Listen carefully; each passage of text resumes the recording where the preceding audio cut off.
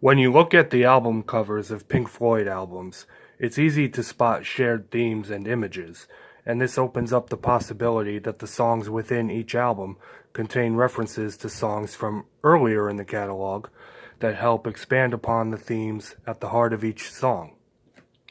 Some examples of this are how, in the final cut, songs from that album contain sound effects that were heard on Metal, Dark Side of the Moon, Wish You Were Here, Animals, and The Wall.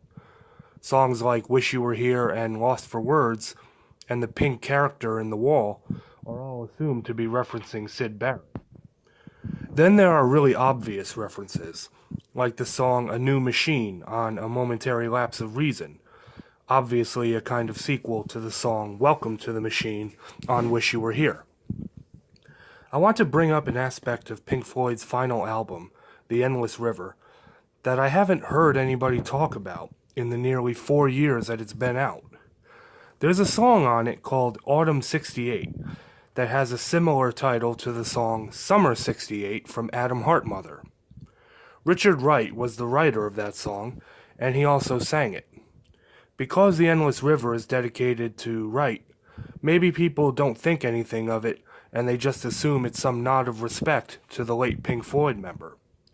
That falls apart, though, when you remember that all tracks from The Endless River were outtakes from the Division Bell.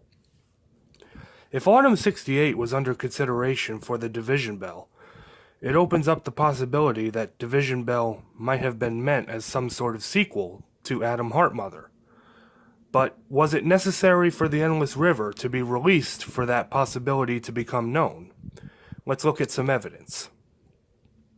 If we examine the lyrics to Fat Old Sun from Adam Hartmuther, we see that they have a lot of similarity to the lyrics of High Hopes on the Division Bell. David Gilmour wrote Fat Old Sun and he co-wrote High Hopes. Both songs make reference to bells.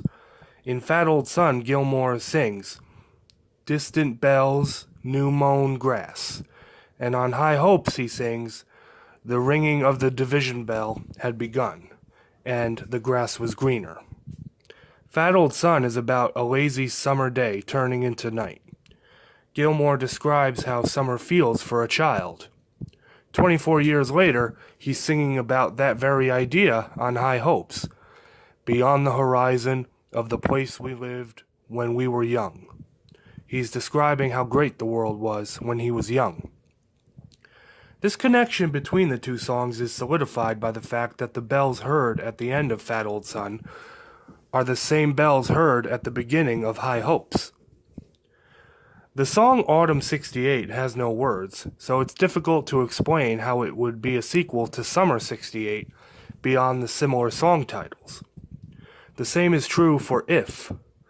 I don't know if Roger Waters was writing about Syd Barrett.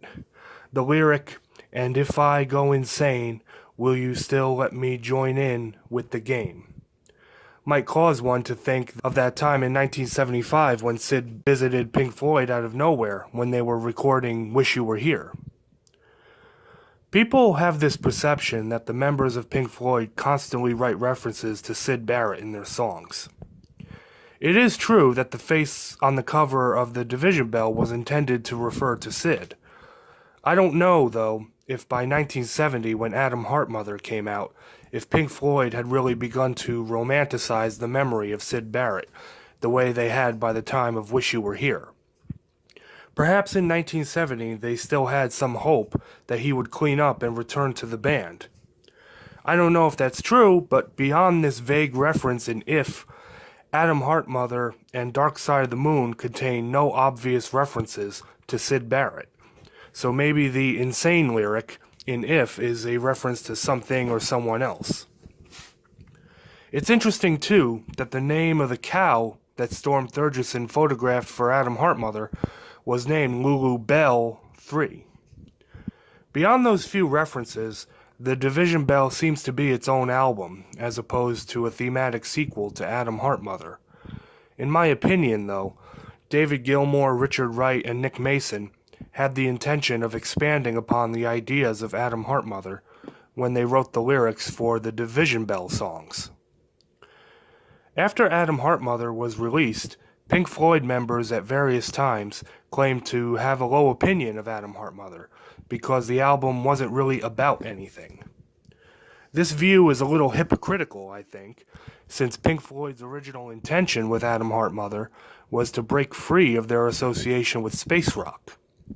The image of a cow in a field was selected because they wanted the album cover to be as plain as possible. When the time came that they wrote The Division Bell, I think the band wanted to give that album more meaning in retrospect by expanding upon some of the ideas from Atom Heart Mother songs. Having a title like Autumn 68 really supports this idea, even though that song didn't make the final cut for the album. There are no really obvious references to any other past Pink Floyd albums on either The Division Bell or The Endless River. That's why Atom Heart Mother seems to be the most likely album they decided to expand upon.